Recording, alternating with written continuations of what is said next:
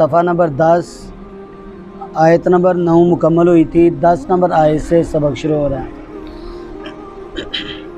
اعوذ باللہ من الشیطان الرجیم. بسم اللہ الرحمن الرحیم.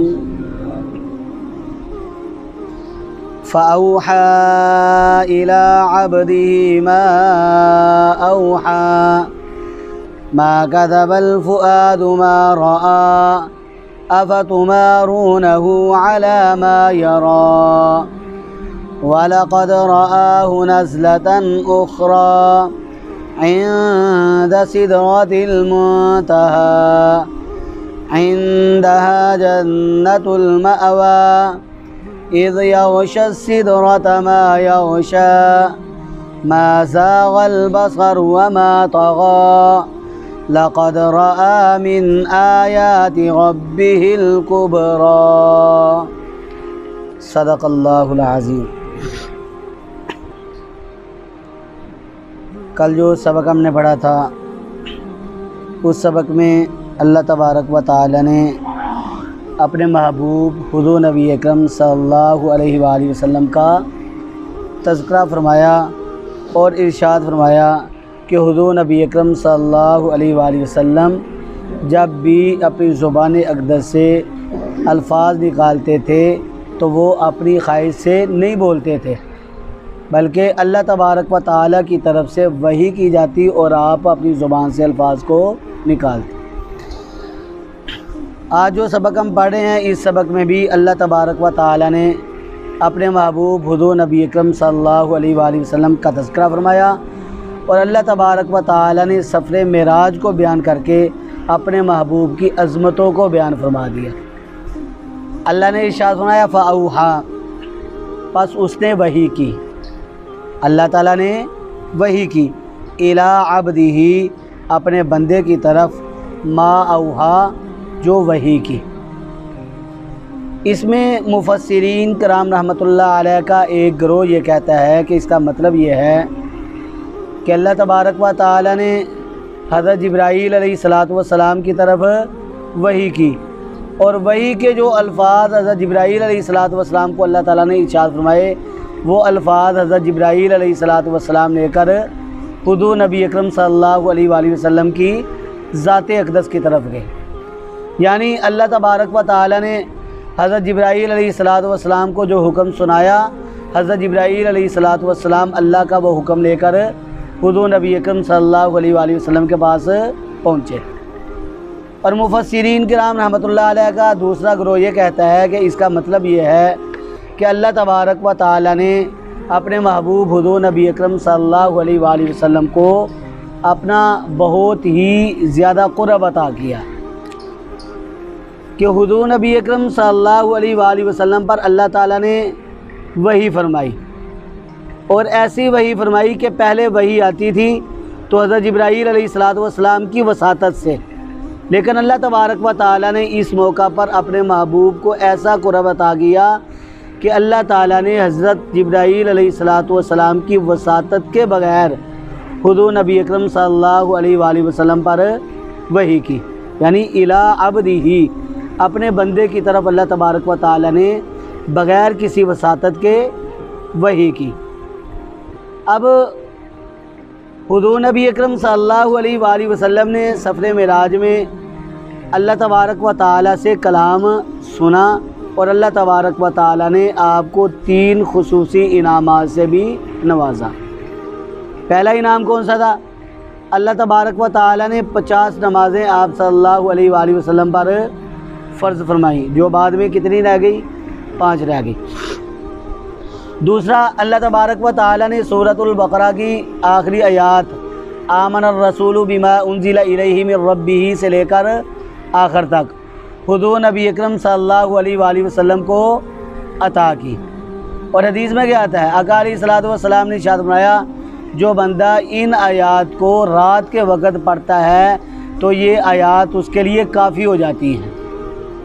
اس کا ایک مطلب تو یہ ہے کہ وہ بندہ جس کی تہجد پڑھنے کی عادت ہے، اگر وہ کسی رات تہجد کے لیے نہیں اٹھ سکا، اگر اس نے اس رات یہ والی آیات سورۃ البقرہ کی تلاوت کی ہیں تو اللہ تبارک و تعالی اگرچہ اس سے تہجد کے وقت نہیں بھی اٹھا گیا، اللہ تبارک و تعالی اس کو تہجد کی نماز کا ثواب عطا فرماتے ہیں۔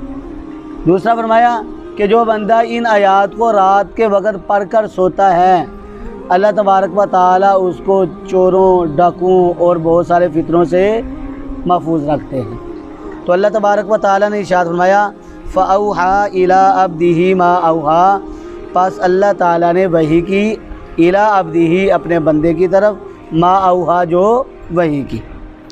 فرمایا ما کذب الفؤاد ما رأى، ما نہیں، کذب جھٹلایا، الفؤاد دل نے، ما رأى جو کچھ اس نے دیکھا، جس چیز کو بھی دیکھا۔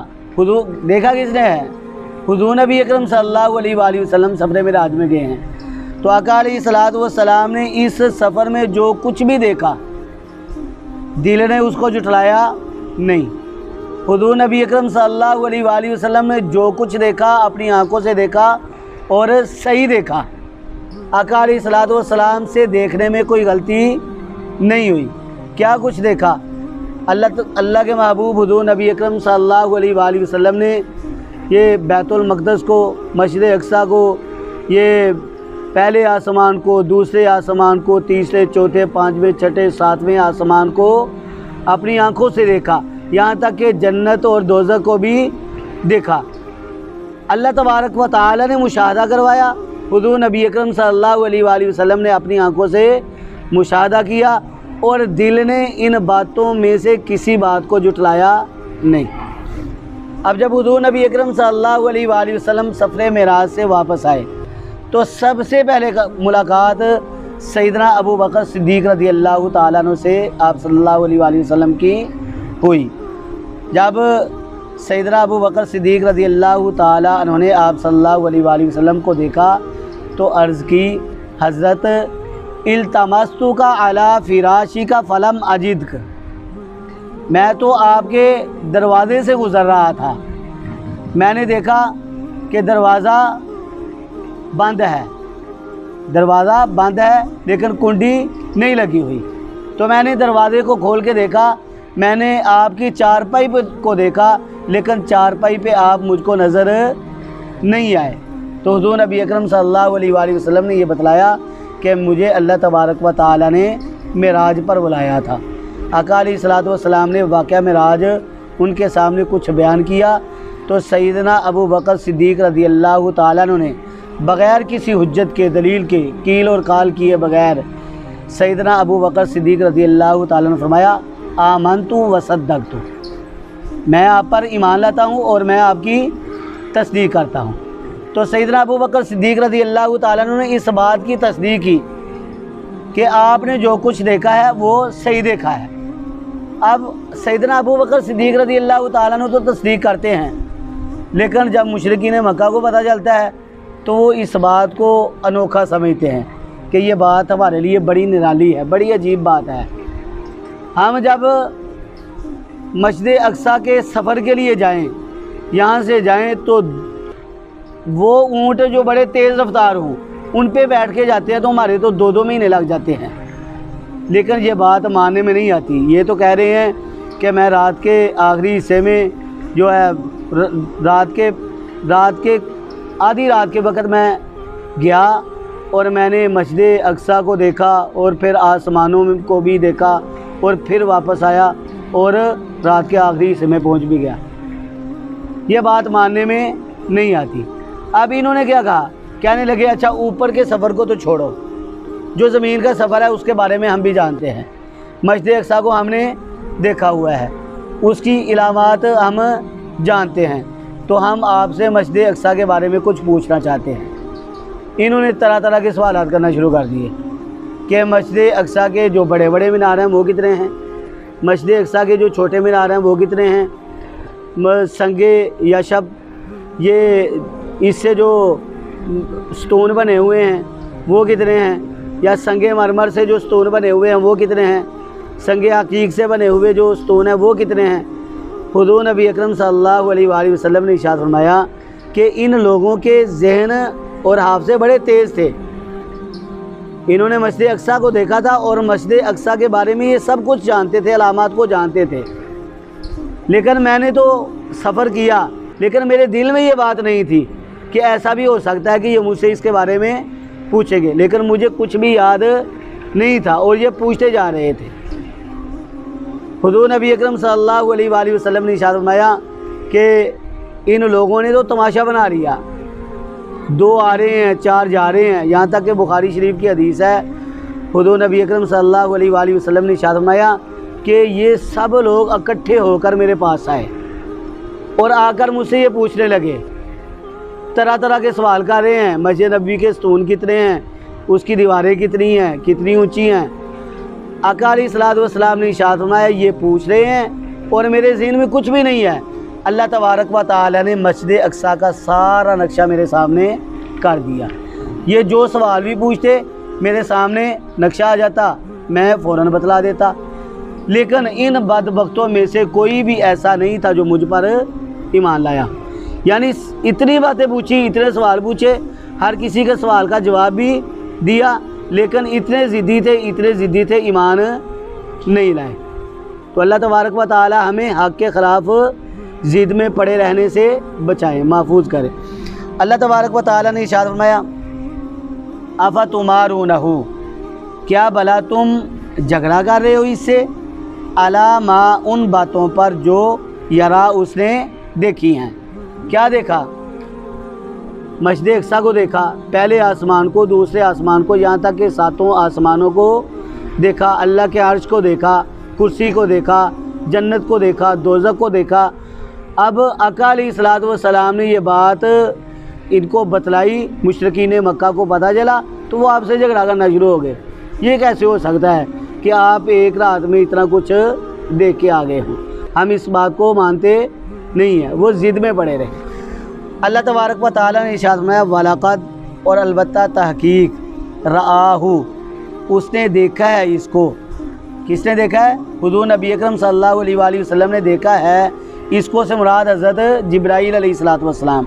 نزلۃ اخری، دوسری مرتبہ، مرتن اخری، نزلۃ اخری، دوسری مرتبہ.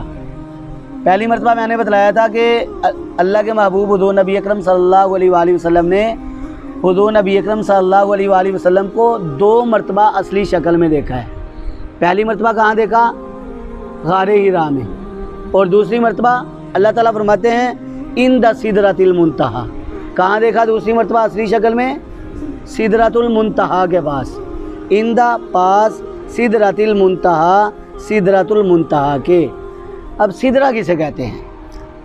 سدرہ بیری کے درخت کو کہتے ہیں. سدرہ بیری کو کہتے ہیں.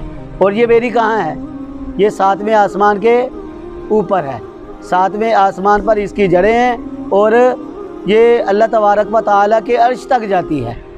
اور حضور نبی اکرم صلی اللہ علیہ وآلہ وسلم نے ارشاد فرمایا کہ اس بیری کے پتے اتنے بڑے بڑے ہیں جیسے ہاتھی کے کان ہوتے ہیں. آقا علیہ الصلوۃ والسلام نے ہاتھی کے کانوں سے اس کو تشبیہ دی اور فرمایا کہ اس کے جو پھل ہیں، اس کے جو بیر ہیں، وہ اتنے موٹے ہیں جیسے ہجر قبیلہ کے مٹکے ہوتے ہیں. ان کے پاس بڑے بڑے مٹکے ہوتے تھے.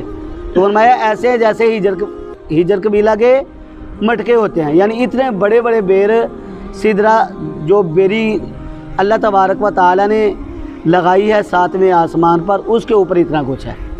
اور سدرۃ المنتہا جگہ کون سی ہے؟ یہ ایسی جگہ ہے جو ہیڈ کوارٹر ہے. یعنی جو فرشتے اوپر سے کوئی پیغام اللہ تبارک و تعالیٰ کا لے کر آتے ہیں، یہاں آ کر رک جاتے ہیں. یہاں پر وہ فرشتے ہوتے ہیں جو سدرۃ المنتہا کے نیچے ہوتے ہیں. ان تک پیغام پہنچتا ہے اور پھر یہ نیچے لے کر آتے ہیں. یعنی اوپر والے اوپر سے پیغام یہاں تک لاتے ہیں اور یہ پیغام نیچے والوں کو ملتا ہے، وہ نیچے جاتے ہیں. نیچے والے اوپر نہیں جا سکتے اور اوپر والے نیچے نہیں آ سکتے. تو اللہ تبارک و تعالیٰ نے ارشاد فرمایا کہ البتہ تحقیق حضور نبی اکرم صلی اللہ علیہ وآلہ وسلم نے حضرت جبرائیل علیہ الصلوۃ والسلام کو دوسری مرتبہ دیکھا. کہاں دیکھا؟ عند سدرۃ المنتہا، سدرۃ المنتہا کے پاس اصلی شکل میں دیکھا. اور سدرۃ المنتہا کہاں پہ ہے؟ اللہ نے اس بات کو بھی ارشاد فرمایا کہاں ہے؟ اندہا سدرۃ المنتہا کے پاس جنت المأوا، سدرۃ المنتہا کہاں ہے؟ جنت کے پاس، اور وہ جنت کس کے لیے ہے؟ مأوا مومنوں کا ٹھکانہ ہے۔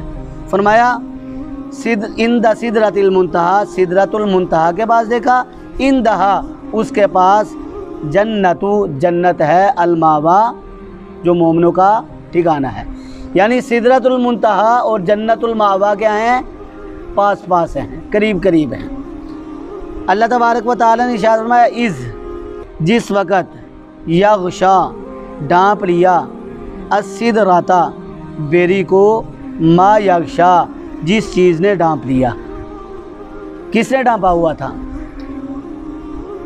سدرہ کو ڈانپا ہوا ہے یہ پرندوں نے، یہ عجیب طرح کے کیڑے اللہ تبارک و تعالیٰ نے، وہ کیڑے ایسے روشن کیڑے جو اس کے پتوں پہ بیٹھے ہوئے ہیں، چڑیاں ہیں اور پرندے ہیں، اللہ تبارک و تعالیٰ نے اس سے ان کو ڈانپا ہوا ہے۔ شمع، پروانے، اللہ تبارک و تعالیٰ نے ان چیزوں سے سدرہ کو ڈانپا ہوا ہے۔ اللہ نے فرمایا اذ یغشی السدرۃ جس وقت ڈانپ لیا السدرۃ بیری کو ما یغشا جن چیزوں نے ڈانپ لیا۔ اب آقا علیہ الصلوۃ والسلام تو سب کچھ دیکھ رہے ہیں۔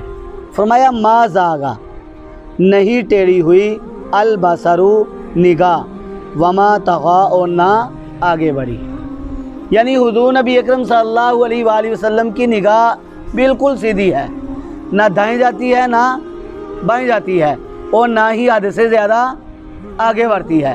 یعنی آقا علیہ الصلوۃ والسلام ایک ایک چیز کو دیکھ رہے ہیں اور بڑے غور سے اس کا مشاہدہ کر رہے ہیں، اور ہر چیز کو حضور نبی اکرم صلی اللہ علیہ وآلہ وسلم نے اپنی امت کے سامنے بیان فرما دیا۔ اللہ تعالیٰ نے ارشاد فرمایا لقد رآ البتہ تحقیق اس نے دیکھا من آیاتی نشانیوں کو ربہ اپنے رب کی الکبریٰ بڑی بڑی۔ حضور نبی اکرم صلی اللہ علیہ وآلہ وسلم نے اس سفر میں اپنے رب کی بڑی بڑی نشانیوں کو دیکھا۔ کن نشانیوں کو دیکھا؟ میں نے پہلے بتلایا ساتوں آسمانوں کو بھی دیکھا، اور زمین کے سفر میں کیا دیکھا؟ مسجد اقصیٰ کو دیکھا، اور بھی بہت سارے مشاہدات حضور نبی اکرم صلی اللہ علیہ وآلہ وسلم نے کیے۔